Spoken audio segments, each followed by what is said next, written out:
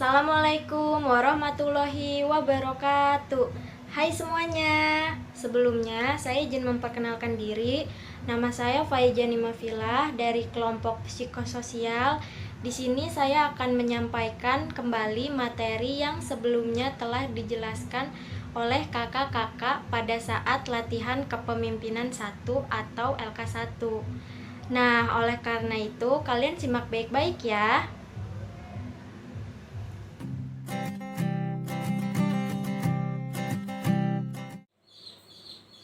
Baiklah, materi yang akan saya jelaskan kali ini adalah materi tentang IMAPKIN. Nah, sebelumnya kalian tahu tidak apa itu IMAPKIN?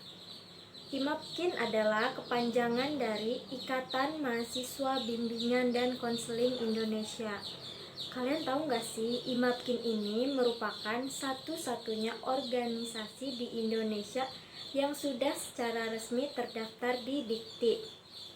Nah, IMAPKIN sendiri resmi terbentuk melalui Kongres 1 pada bulan Juni di tanggal 7 sampai 9 Desember tahun 2007 di Jakarta.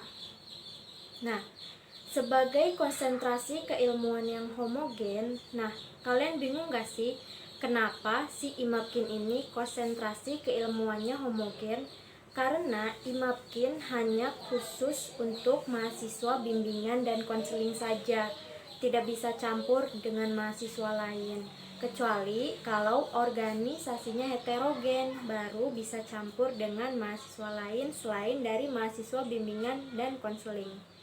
Oke, lanjut. Sebagai konsentrasi keilmuan yang homogen, si IMAPKIN ini berfungsi sebagai forum silaturahmi bagi mahasiswa bimbingan dan konseling seluruh Indonesia untuk memberikan pengalaman-pengalaman kepada mahasiswa-mahasiswa bimbingan dan konseling, supaya mahasiswa tersebut memiliki pemahaman yang belum dia ketahui tentang bimbingan dan konseling. Nah, selain itu, IMAPKIN juga sebagai wadah aspirasi perjuangan mahasiswa bimbingan dan konseling di Indonesia. Nah, oke, selain dari IMAPKIN, ada juga organisasi lain di profesi bimbingan dan konseling. Kalian mau tahu organisasi itu apa aja? Yuk, kita simak baik-baik. Yang pertama ada IPBI. Nah, IPBI adalah singkatan dari Ikatan Petugas Bimbingan Indonesia. Yang kedua ada APKIN. Nah, APKIN ini adalah pengganti dari IPBI. APKIN adalah singkatan dari Asosiasi Bimbingan dan Konseling Indonesia. Yang ketiga ada MGBKN. Nah, MGBKN adalah Musyawarah Guru Bimbingan dan Konseling Nasional. Nah, lalu yang terakhir ada HSBKI. Nah, HSBKI adalah Himpunan Sarjana Bimbingan dan Konseling Indonesia. Oke, lanjut. Nah, setiap anggota IMAPKIN itu memiliki beberapa kewajiban yang mesti ditaati. Nah, kewajiban yang pertama itu mematuhi aturan sesuai AD_ART.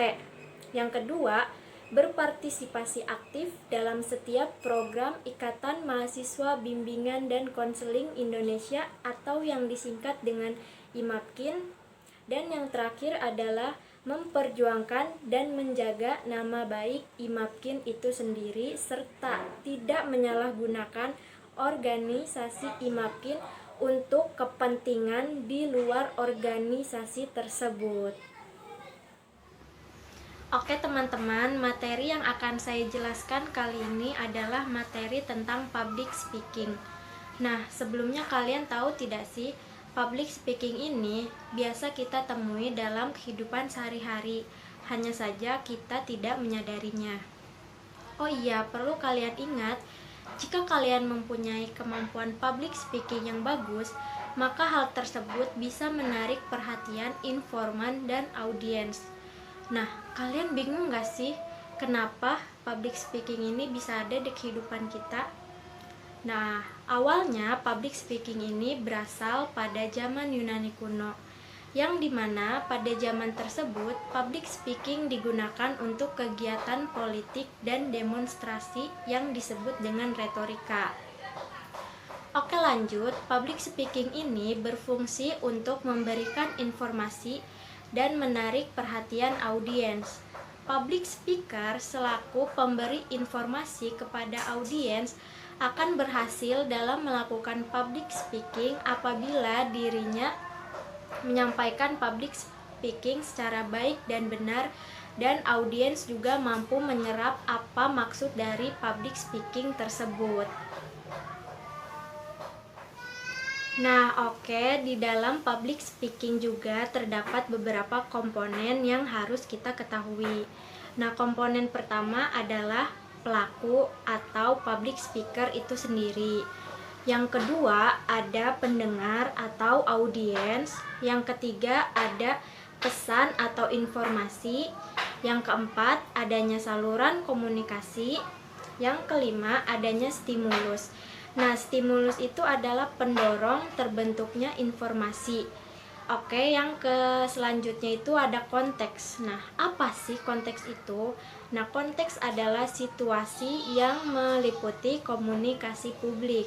Langkah selanjutnya ada dampak. Nah, ketika kita melakukan public speaking, pasti kita memiliki dampak yang ditimbulkan, entah itu dampak positif atau dampak negatif.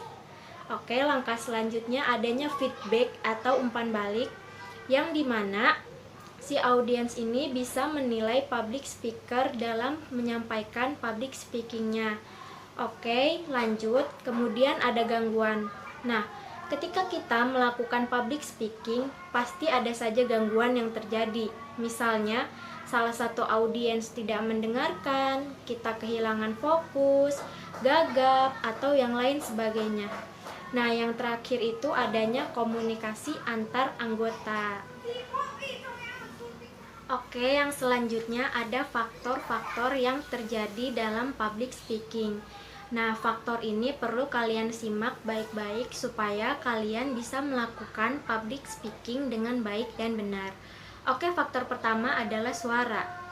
Nah, dalam suara kita harus mengatur intonasi atau tinggi rendahnya suara dalam melakukan public speaking, dan adanya artikulasi atau pelafalan yang jelas dalam melakukan public speaking. Yang kedua ada ekspresi wajah. Nah, ekspresi wajah itu penting di sini karena kenapa? Ketika kita melakukan public speaking tentang berita duka, tidak mungkin kita menggunakan ekspresi wajah yang bahagia, melainkan kita harus menggunakan ekspresi wajah yang sedih. Nah, lalu ada gaya berbicara. Nah, gaya berbicara ini tergantung kepada setiap public speaker. Nah, terus yang selanjutnya itu ada pembendaharaan kata. Nah, pembendaharaan kata di sini perlu karena supaya informasi yang diterima oleh audiens itu jelas dan dapat diterima serta diaplikasikan untuk kehidupan sehari-hari.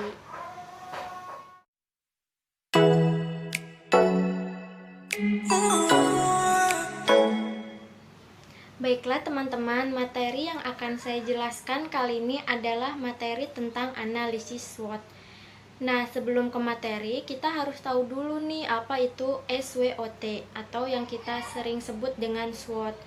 Nah, SWOT adalah singkatan dari S yang berarti strength yang artinya kekuatan, W yang artinya weakness atau kelemahan, O opportunity yang artinya peluang, dan T yang berarti threat atau ancaman. Nah, kalian tahu nggak sih di dalam analisis SWOT ini terdapat faktor internal dan faktor eksternal. Nah, perlu kalian ketahui, faktor internal adalah faktor yang terdapat dalam diri individu atau diri kita nih. Sementara itu, faktor eksternal adalah faktor yang berada di luar kepribadian individu, misalkan kayak faktor lingkungan gitu atau yang lainnya. Nah, faktor internal dalam analisis SWOT terdiri dari strength yang berarti kekuatan. Nah, maksudnya apa aja sih kekuatan yang kita miliki gitu. Lalu ada weakness yang berarti kelemahan. Nah, tentu saja apabila kita memiliki kekuatan, pasti kita memiliki kelemahan di dalamnya. Nah, bagaimana kita bisa mengetahui kelemahan kita untuk bisa mengatasi hal tersebut? Oke, lanjut. Dalam faktor eksternal terdapat opportunity yang artinya peluang. Nah, melalui kekuatan kalian itu peluang apa saja yang bisa kalian miliki, seperti itu. Lalu, selain adanya peluang, di faktor eksternal juga adanya threat yang berarti ancaman. Nah, di mana ada peluang pasti ada ancaman dong. Misalkan ancamannya ada seseorang yang peluangnya sama seperti kalian atau kekuatannya sama seperti kalian. Jadi kalian harus siap bersaing melalui ancaman-ancaman tersebut. Nah, oke, melalui analisis SWOT ini, segala kegiatan akan menjadi lebih mudah dan lebih kita pahami. Nah, kalian sadar nggak sih ternyata analisis SWOT ini sering digunakan oleh banyak orang karena cara-caranya juga mudah dipahami. Nah, oke, lanjut. Kalian sadar nggak sih ternyata ada beberapa manfaat nih yang bisa kita dapatkan dari analisis SWOT ini. Nah, manfaat yang pertama adalah bagaimana kekuatan atau si strength ini mampu mengambil kepentingan dari sebuah peluang atau opportunity yang ada. Nah, yang kedua, bagaimana kekuatan atau si strength mampu menghadapi ancaman atau threats yang ada. Oke, lanjut. Yang ketiga adalah bagaimana cara mengatasi kelemahan atau weakness yang dapat mencegah keuntungan. Oke, lanjut. Manfaat yang terakhir adalah bagaimana cara mengatasi kelemahan, yaitu weakness yang mampu membuat ancaman atau threats menjadi nyata atau menciptakan sebuah ancaman baru. Baiklah teman-teman, materi selanjutnya yang akan saya jelaskan adalah materi tentang manajemen aksi. Nah, sebelum kita masuk ke materi, saya ingin bertanya dulu nih, apakah kalian tahu apa itu fungsi pendidikan? Nah, kalau kalian tidak tahu, kalian simak ini dengan baik-baik ya. Fungsi pendidikan yang pertama adalah membentuk metode berpikir, yang kedua menjadi transmisi nilai, dan yang ketiga untuk mengembangkan jejaring sosial. Nah, oke, lanjut. Nah, dalam manajemen aksi pasti ada mahasiswa yang turun tangan. Nah, sebelum ke manajemen aksi kita harus tahu dulu nih si mahasiswa ini fungsinya sebagai apa. Nah, si mahasiswa itu memiliki fungsi 3. Yang pertama sebagai agent of change atau sebagai agent perubahan. Yang kedua sebagai agent of control. Yang ketiga sebagai iron stock. Nah, oke, kalian sadar tidak sih ternyata manajemen aksi itu terjadi karena adanya esensi manajemen aksi. Nah, esensi manajemen aksi itu apa aja sih? Nah, yang pertama ada sebagai bentuk komunikasi. Yang kedua sebagai bentuk teguran atau peringatan. Terus yang ketiga itu ekspresi kekecewaan. Nah, dalam manajemen aksi terdapat tahap-tahapan yang terdiri dari praaksi atau apa saja nih yang akan kita siapkan sebelum melakukan aksi. Terus ada aksi. Nah, aksi ini dimana kita itu sudah turun ke jalan gitu tuh untuk menyampaikan orasi-orasi yang ada di diri kita atau yang mewakili rakyat gitu tuh. Lalu ada pasca aksi. Nah, pasca aksi ini kita lakukan untuk mengevaluasi setelah kita melakukan aksi-aksi tersebut. Nah, oke, kita akan membahas tentang praaksi. Nah, kalian sadar nggak sih di praaksi ini terdapat beberapa bagian-bagian penting yang mesti kita pahami sebelum melakukan aksi. Nah, yang pertama kita itu harus adanya konsolidasi. Nah, konsolidasi itu ada kayak semacam pengaturan gitu loh. Terus ada penyatuan, adanya dibentuknya si korlap atau koordinator lapangan ya, atau koordinasi lapangan gitu ya. Terus yang kedua ada melakukan teknis lapangan. Nah, lalu ada melakukan pemberitaan aksi, terus menetapkan isu-isu dan tuntutan, lalu membuat perangkat aksi, terus membuat agenda aksi. Nah, habis itu kita baru bisa menentukan masa aksi di mana nih kita mau melakukan aksinya mau di gedung DPR atau istana presiden. Nah, seperti itu. Nah, selain itu juga kita harus menentukan titik kumpul sebelum melakukan aksi itu di mana, nggak asal sembarangan gitu. Nah, kalau mencar-mencar kan jadinya bikin bingung. Nah, lanjut, selain itu ada menyiapkan peralatan aksi. Nah, dalam aksi apa aja sih yang harus disiapkan?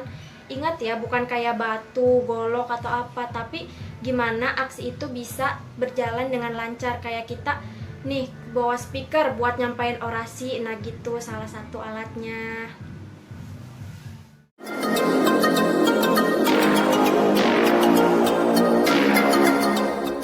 Nah, oke teman-teman, materi yang akan saya jelaskan kali ini adalah materi tentang kepemimpinan atau leadership. Nah, kalian tahu tidak sih, Peter Anderson mengemukakan bahwa leadership adalah bukan posisi yang kita sedang duduki, melainkan siapa kita dan bagaimana kita. Nah, akan tetapi ada juga yang mengatakan bahwa leadership adalah seseorang yang mampu mempengaruhi bawahannya atau mengayomi bawahannya dalam mencapai tujuan-tujuan tertentu. Nah, kalian sadar gak sih? Pasti ada saja seorang leader, tapi dia itu sifatnya otoriter dan kayak semacam tidak kompeten gitu. Nah, maksudnya di sini itu dia itu bisa berubah-ubah pendapatnya, nggak konsisten. Nah, terus hanya bisa memerintah gitu, menyuruh bawahannya saja tanpa memberikan arahan yang baik dan benar gitu, supaya si bawahannya ini bisa melakukan tugasnya dalam mencapai tujuan-tujuan tertentu. Nah, oke, lanjut. Sebelum kalian memimpin bawahan kalian atau orang lain, kalian harus bisa memimpin diri kalian sendiri atau yang kita sebut dengan self leadership.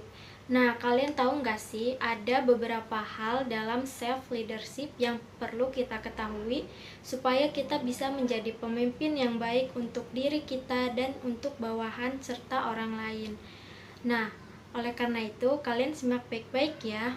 Yang pertama, ada self awareness. Nah, self awareness itu dia itu bisa mengenal gitu, membayangkan dan mengukur pemimpin ideal itu seperti apa gitu nih.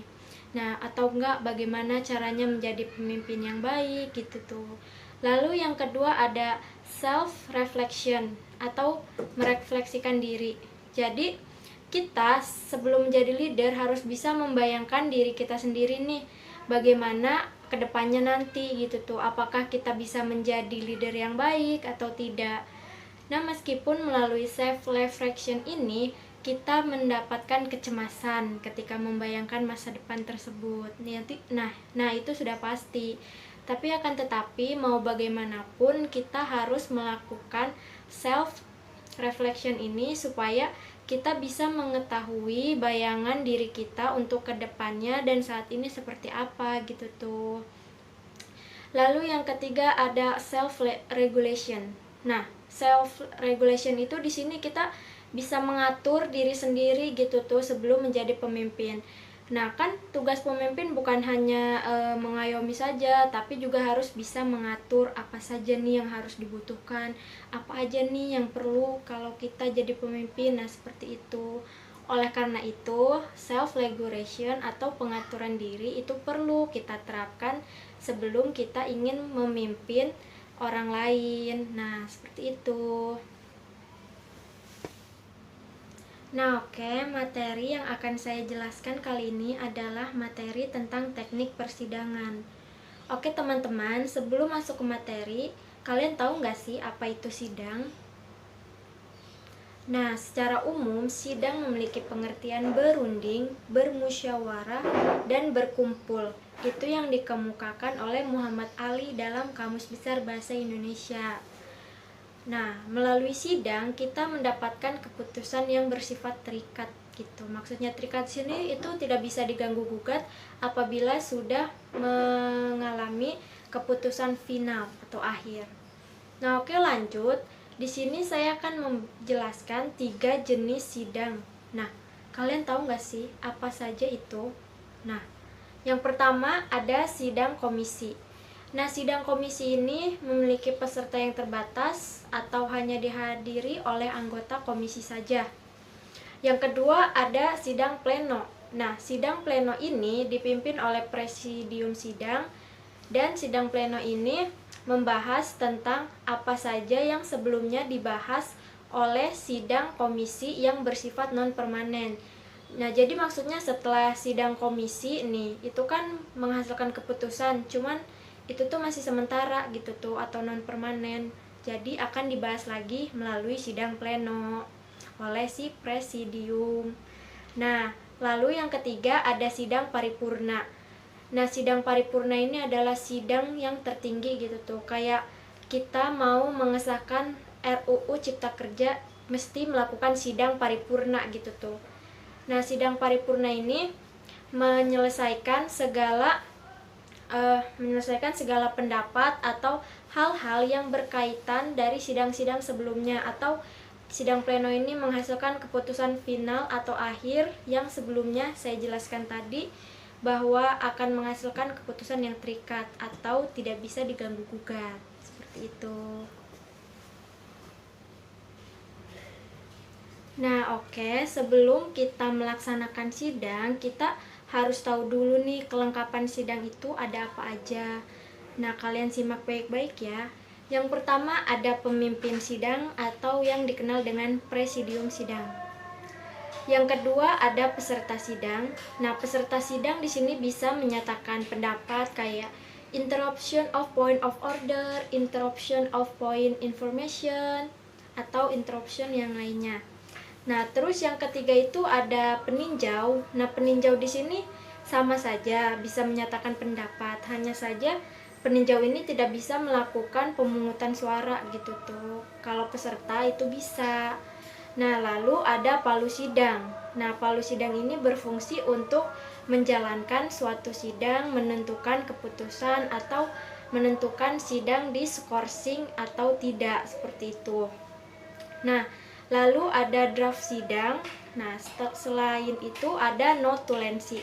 Nah, notulensi di sini tuh orang yang mencatat apa saja nih ketika sidang berlangsung gitu tuh. Nah, terus ada quorum dan pengambilan keputusan. Nah, quorum adalah syarat sahnya sidang untuk dilaksanakan. Misalnya nih, setiap peserta harus ada 5 banding 5 gitu tuh, seperti itu.